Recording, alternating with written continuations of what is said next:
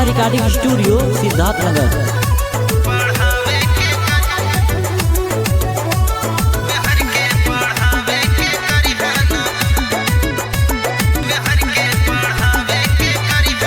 कैसे के दिन गेहूँ अपना में हरी के पढ़े के मौका हो, मिलते नौकरिया खासे मर्द के मिला था धोखा हो।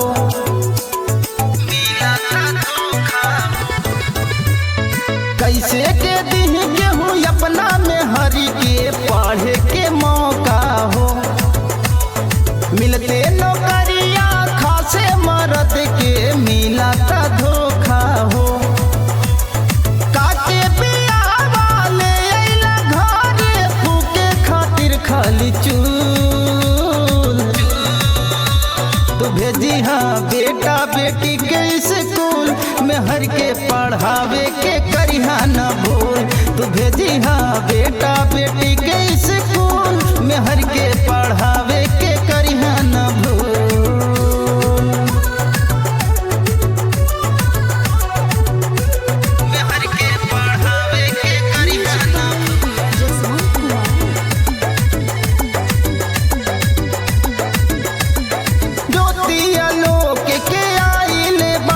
कहानियान हो बढ़ाले बाटे देखी के बड़ा परसनियान हो।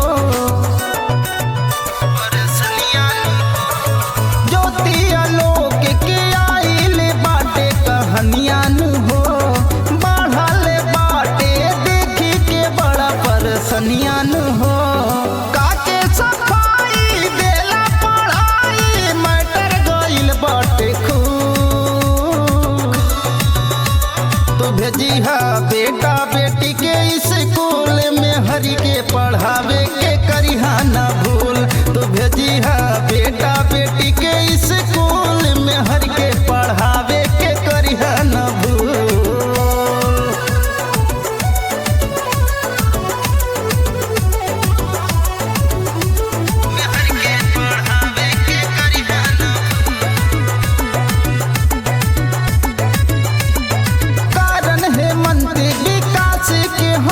अर्जियान हो लागी नौकरिया तदही में हरिया दर्दियान हो।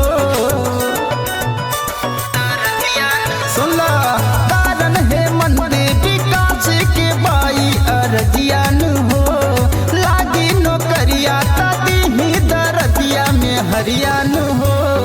आकर के बैठी कुर्सी पे में हरी तोहरा मिली ना स्टूल। भेजी हाँ बेटा बेटी के स्कूल में हर के पढ़ावे के करिहा न भूल। तो भेजी हाँ बेटा बेटी